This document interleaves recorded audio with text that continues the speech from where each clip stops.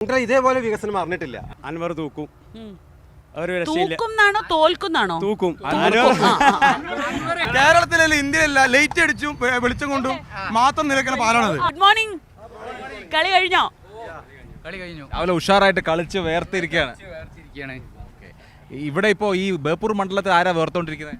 ബേപ്പൂർ മണ്ഡലത്തിൽ അൻവർ നന്നായി വേർത്തോണ്ടിരിക്കുക. അതിനാണോ? നന്നായി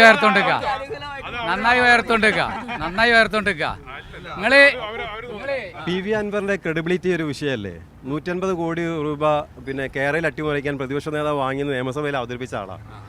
അങ്ങനെയാണ് ഇപ്പോൾ നിന്നിട്ട് അദ്ദേഹത്തിന് വേണ്ടി വോട്ട് പിടിക്കാൻ അങ്ങനെ ഒരിക്കലും സ്പെഷ്യലായി പറയാൻ പാടില്ല. കാരണം വെച്ചാല് ഞാൻ ശരിക്കും ദുബായിൽ വർക്ക് ചെയ്യുന്ന ആളാണ്. ഞാനിവിടെ പെരുന്നാളിന് ഇവിടെ വന്ന് ഇലക്ഷൻ കഴിഞ്ഞിട്ട് പോകാമെന്നാണ് വിചാരിച്ചത്. വോട്ട് ചെയ്തിട്ടേ പോകണമെന്ന് വിചാരിക്കുന്നത്. പക്ഷേ ഇവിടെ വന്നപ്പം LDF മണ്ഡലമാണെങ്കിലും ഇവിടെ വന്നപ്പം അൻവർ തൂക്കും. തൂക്കും. ടൂറിസം മേഖലയിലായാലും പിന്നെ ബേപ്പൂര് ചാലി, ഞങ്ങൾ ചാലി ഒന്ന് പോയി നോക്കി, ബേപ്പൂർ പോയി നോക്കി. ബേപ്പൂർ മണ്ഡലത്തിൽ ഞാൻ പറഞ്ഞത് റിയാസ് കഴിഞ്ഞ പ്രാവശ്യം ജയിച്ചത് 28,000 വോട്ടിനാണ്. ഇപ്രാവശ്യം 30,000 മുകളിൽ ജയിക്കും. വികസനം മുൻനിർത്തിക്കൊണ്ട് അഴിമതി എങ്ങനെ ചെയ്യാമെന്ന് കാണിക്കുന്ന വ്യക്തിയാണ് റിയാസ്. സത്യം വികസനം നിങ്ങൾക്ക് ഉദാഹരണമായി പാലം നോക്കിയാൽ മതി.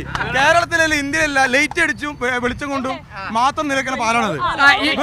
ഈ പാലം എത്ര മനോഹരമാണ്. ഇവർക്ക് കാണിക്കട്ടെ. അഴിമതി വെറുതെ ഉന്നയിക്കുക. ഇവരെ പരിപാടി അതാണ്. 25 വർഷമായിട്ട് ഈ 5 വർഷത്തെ കഴിഞ്ഞ 5 വർഷത്തെ പ്രത്യേകം കാണാനുണ്ട്. കാണാനുണ്ടല്ലോ കഴിഞ്ഞ 5 വർഷത്തെ പ്രത്യേകം കാണാനുണ്ട്. അൻവറിനോട് പ്രത്യേകിച്ച് വിരോധമൊന്നുമില്ല. അൻവറും എനിക്ക് വ്യക്തിപരമായിട്ട് നല്ലൊരു വ്യക്തിയാണ് പുള്ളി. അപ്പം ആരാണ് വിജയിക്കുക വെച്ചാൽ ആര് വിജയിച്ചാലും നല്ലൊരു ഭരണം വരട്ടെ.